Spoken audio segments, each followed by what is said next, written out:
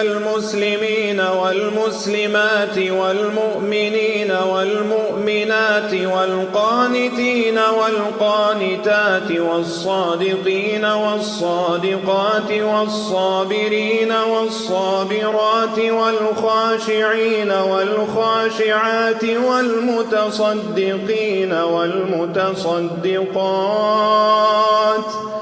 والصائمين والصائمات والحافظين فروجهم والحافظات